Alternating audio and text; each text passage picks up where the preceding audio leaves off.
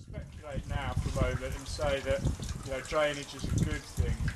We've got clear understanding as to why it's a good thing for the soil quality, haven't we?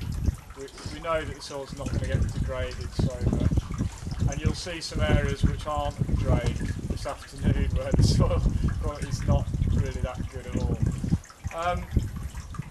And we may speculate, and certainly that's supported by the data we've collected here, that in terms of annual budgets of sediments and nutrients, having drains is not a bad thing when we're considering what fluxes into the surface waters. The first order streams and such like in these areas, which of course are tributaries to the Tor. And if you think about the Tor, the Tor River Basin out to the Tor estuary, up at Barnstaple, that sort of area.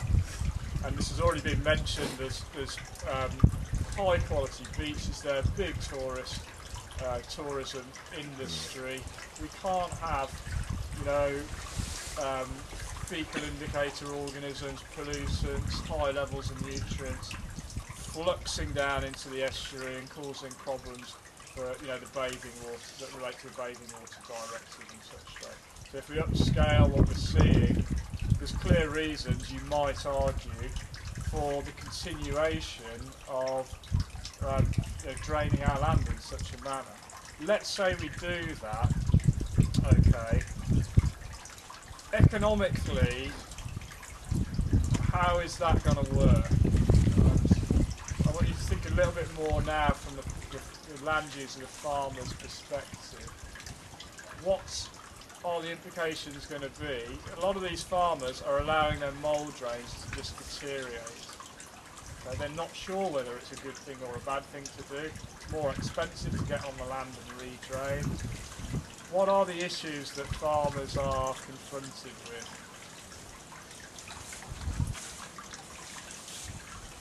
Justifying the expense against the crop. Okay, this is a key point, isn't it? A lot of farmers subsist, dairy farmers, beef farmers, and that's mostly what's farmed around here. Some sheep as well, and you'll see some fodder cropping and some biofuel cropping as well if you keep your eyes open.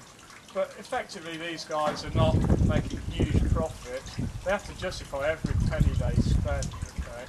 Every hour out on the tractor, remoulding, it's got to be justified.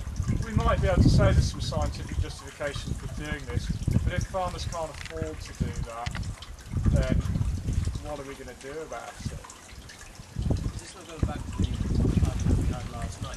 We're jumping with no scale and trying to stop the problem, whereas if we jump back up the scale and trying to put more organic fertilizers, that's when they then through region will get into it all. They're not going to feel the issue. Yeah. Yeah, I mean maybe, but as I mentioned earlier, there's a serious amount of phosphorus in this soil. But that's never going to go away when you're running.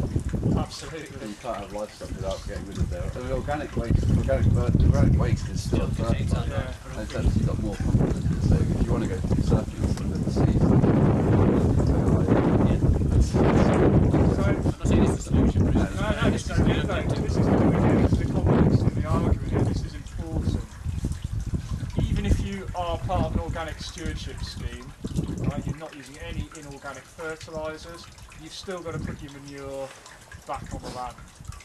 It's still putting nitrogens and phosphorus back into the soil. So what might you want to do? Do you know how much you get for, let's say it's a dairy farm you're thinking about, how much you get for a litre of milk today if you're a farmer and you're selling it? penny now. There's a lot more than that actually, fortunately. Yeah. Up until actually a couple of months ago, it was around about 16 pence. That's for just standard non-organic milk. A bit more for organic milk, something like 20 pence. In fact, and this is more to do with global markets, it's now around about 24 pence a litre. Okay. But let's say that's just about enough. What can a farmer do to improve his profit margins? If he's getting 24 pence a litre, what are his options? Make more milk. So how does he do that? Get more cows. Get more cows. Okay, that's the bottom line. Get more cows on a landscape. What do we know about putting more cows on the landscape? Degrade further. Right, compaction, degrade the soil further. What else? The overgrazing. Overgraze. More input of phosphorus through the manures, either directly or when they're housed over the winter, and the manures are spread back on the land. Where's the true cost of that going to come in? The degrading of the land. Degrading of the land is one thing, but remember, he may reduce his productivity to a certain extent, but we've seen that grazing is maybe not such a bad thing, even if you've got 6 livestock units per hectare. Where's the real quality? This is for all, the real cost for all of us.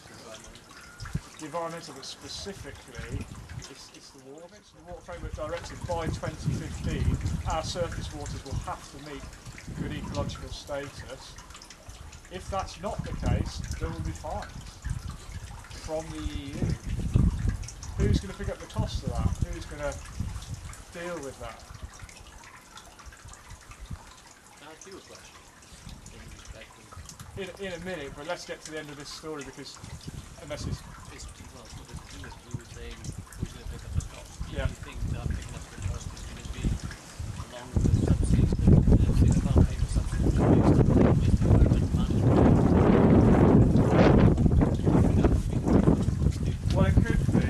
Yeah, I mean, but the way things stand, it's the companies, the water boards, who are having to clean the water or maintain the quality of the water. Who of course charge all us water rates, don't they? So what do you want to do? I mean, there's an interesting question here. Would you prefer to pay higher water rates to clean up the problem, which is imposed upon you by the EU because you haven't met these standards?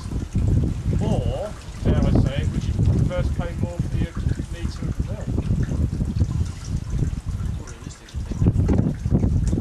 Absolutely. That's why you provide the basis of use norms, and then you can make Yeah, I mean, my point, I think you can see where I'm getting to with this.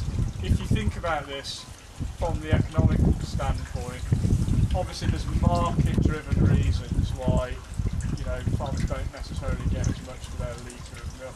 But if you did pay them more, maybe to produce higher quality milk, for example, they wouldn't have to have such high stocking densities on the land. They would be much more able to maintain the quality of the soil